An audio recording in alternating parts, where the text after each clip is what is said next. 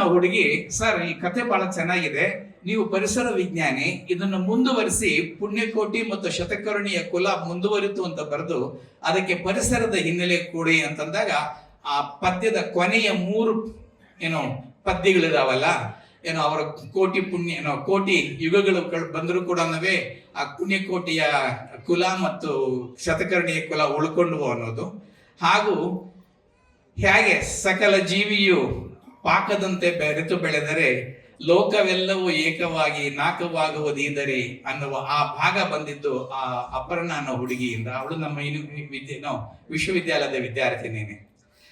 ಅವಳು ನನ್ನ ಮನೆ ಬಿಟ್ಟೋದ್ಮೇಲೆ ಮದುವೆ ಆಗಿ ಮಗು ಆಯಿತು. ಆ ಮಗು ಬಂದಾಗ ಈ ಕೊನೆಯ 3 ಸಾಲುಗಳು ಅವಳಿಂದ ಬಂದಿದ್ರಿಂದ ಅವಳು ಮಗು ಆಗಿದ್ದು ಗಂಡು ಮಗು. ನಾನು ನಿಮ್ಗೆಲ್ಲ ಗೊತ್ತಿರಬೇಕು, ಪುಣ್ಯಕೋಟಿನ ಸಾಕಿದ್ದು ಕಾಳಿಂಗೇಗೌಡ ಅಂತ ಒಬ್ಬ ರೈತ ಆ ತುರುಗರಹಳ್ಳಿನಲ್ಲಿ. ಅವಳ ಮಗನ ನಾನು ಈಗಲೂ ಕೂಡ ಕಾಳಿಂಗೇಗೌಡ ಅಂತ ಕರಿತೀನಿ, ಯಾಕಂದ್ರೆ ಅವಳಿಂದ ಈ ಪದ್ಯದ ಮುಕ್ತಾಯ ಆಯಿತು ಅಂತ. ಹೀಗೆ ಬೆಳ್ಕೊಂಡು ಹೋಗಿದ್ದ ಕತೆ ಕೊನೆಗೆ ರಮೇಶ್ ಅರವಿಂದ್ ಅವರ ಆ ಅನಾಲಿಸಿಸ್ ನಿಜವಾಗಲೂ ಕೂಡ ಒಬ್ಬ ಡಾಕ್ಟರ್ ಕೂಡ ಡಿಸೈಡ್ ಮಾಡೋಕ್ಕಾಗಲ್ಲ, ಅಷ್ಟು ಅದ್ಭುತವಾಗಿದ್ದವರು. ದೊಡ್ಡ ಚಪ್ಪಾಳೆ. ಈ ಕಥೆಯನ್ನು ಬರೆದು ಅದನ್ನ ಒಂದು ಫೇಸ್ಬುಕ್ ಅಲ್ಲಿ ನಾಗೇಶ್ ಹೆಗಡೆ ಅವರು ಹಾಕಿದ್ರು. ಅದು ಬಹಳ ಫೇಮಸ್ ಆಗಿ ನಾಗೇಶ್ ಹೆಗಡೆ ನನಗೆ ಸುದ್ದಿ ಕಳಿಸಿದ್ರು, ನಿಮ್ಮ ಪದ್ಯ ಬಹಳ ಫೇಮಸ್ ಆಗಿದೆ ಅಂತ. ವಿದ್ಯಾರಶ್ಮಿ ಅವರು ವಿಜಯ ಕರ್ನಾಟಕದ ಒಂದು ವಿಶೇಷ ಆವೃತ್ತಿಯಲ್ಲಿ ಅದನ್ನ ಪಬ್ಲಿಷ್ ಮಾಡಿದ್ರು. ಅದರ ನಂತರ ಪ್ರಕಾಶ್ ಕಂಬತ್ತಳ್ಳಿ ಅವರು ಒಂದು ನನ್ನ ಪುಸ್ತಕದಲ್ಲಿ, ಲೇಖನಗಳ ಪುಸ್ತಕದಲ್ಲಿ ಹೊರತಂದಾಗ, ಆ ಪುಸ್ತಕದ ಬಿಡುಗಡೆಯ ಸಮಯದಲ್ಲಿ ನನ್ನ ಮಗಳು ಪುಣ್ಯಕೋಟಿ ಈ ಹಾಡನ್ನು ಸಂಪೂರ್ಣವಾಗಿ ಹಾಡಿ ಅದರ ಹಿನ್ನೆಲೆಯಲ್ಲಿ ಬರ್ತಾ ಇತ್ತು.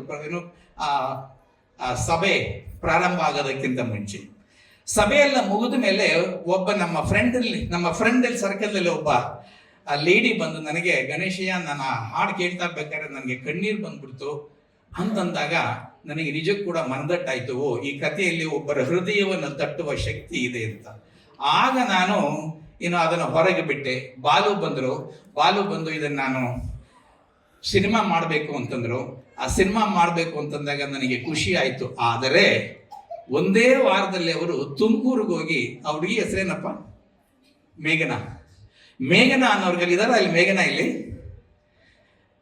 ಮೇಘನಾ ಇದೆಯಮ್ಮ? ಇರ್ಲಿ. ಆ ಮೇಘನಾ ಅನ್ನೋವ್ರ ಕೈಲಿ ಅವ್ರಿಗೊಂದು ದೊಡ್ಡ ಚಪ್ಪಾಳೆ ತಟ್ಟಿದ್ದೇವೆ. ನಿನಗೊಂದು ರಹಸ್ಯ ಹೇಳ್ತೀನಮ್ಮ, ನಿನ್ನ ಕೈಲಿ ಅವರು ಹಾಡು ಆಡಿಸ್ಕೊಂಡ್ಬಂದು ನಮ್ಮ ಮನೆಯಲ್ಲಿ ಡೈನಿಂಗ್ ಟೇಬಲ್ ಮುಂದೆ ನನಗೆ ಇಡೀ ಹಾಡನ್ನ ಕೇಳಿಸಿದಾಗ ನನಗೆ ನಾನೀ ಹಾಡು ಬರ್ದ್ನಾ ಅನ್ನೋಷ್ಟು ಆಶ್ಚರ್ಯಕರವಾಗಿ ಅವರು ಮೂವ್ ಆಗೋಂಗೆ ಹಾಡಿದ್ರು. ನನ್ನ ಕಣ್ಣಲ್ಲಿ ಅವಾಗ ನೀರು ಬಂತು. ಆ ನಂತರ ನಾನು ನಿಮ್ಮನ್ನು ನೋಡ್ಬೇಕು ಅಂತ ಬಹಳ ಆಸೆ ಪಟ್ಟಿದ್ದಮ್ಮ. ಅವರೇ ಎಲ್ಲ ನನಗೆ ತಡೆ ಹಾಕಿದ್ರು, ಇದನ್ನು ತೋರ್ಸೋದು ಬೇಡ ಅಂತ. ಆ ನಂತರ ಅವರು ನಾನು ಸಿನಿಮಾ ಮಾಡ್ತೀನಿ ಅಂತ ಹೇಳಿ ಹೋದ ವರ್ಷ ನವೆಂಬರ್ಗೆ ರಿಲೀಸ್ ಮಾಡ್ತೇನೆ ಅಂತ ಸುಳ್ಳು ಹೇಳಿದ್ರು ಬಾಲು ಅವರು. ಆದರೆ ಈ ಚಿತ್ರ ನೋಡಿದ ಮೇಲೆ ಗೊತ್ತಾಗತ್ತೆ ಅದಕ್ಕೆ ಎಷ್ಟು ಕೆಲಸ ಇದೆ ಅಂತ. ಅದಷ್ಟು ಕೆಲಸ, ಇಷ್ಟು ವೇಟಿಂಗ್ ಅಂತ ಹೇಳ್ತೀವಿ, ಅದು ಸಾರ್ಥಕ ಅಂತ ನಂಗೆ ಅನ್ಸುತ್ತೆ. ಸುಧಾಮೂರ್ತಿ ಅವರ ಆಫೀಸ್ಗೆ ಹೋಗ್ಬಿಟ್ಟು ನಾವು ಈ ಚಿತ್ರವನ್ನು ತೋರಿಸಿದಾಗ ನಿಜಕ್ಕೂ ಅವರ ಕಣ್ಣಲ್ಲಿ ನೀರು ಬಂತು. ಆ ಸಮಯ ಮತ್ತೆ ನನಗೆ ಹೃದಯ ಮುಟ್ಟಿತು. ರಮೇಶ್ ಅರವಿಂದ್ ಅವರನ್ನ ಮೆಚ್ಕೊಂಡು, ಸಾರ್ ಇದು ಇಂಟರ್ನ್ಯಾಷನಲ್ ಲೆವೆಲ್ಗೆ ಹೋಗ್ಬೇಕು, ನಾನು ವಾಯ್ಸ್ ಕೊಡ್ತೀನಿ ಅಂತಂದಾಗ ಐ ವಾಸ್ ಮೂವ್ಡ್. ಸೊ ಇವರೆಲ್ಲರಿಗೂ ಕೂಡ ನನ್ನ ಧನ್ಯವಾದಗಳು. ನಮಸ್ಕಾರ.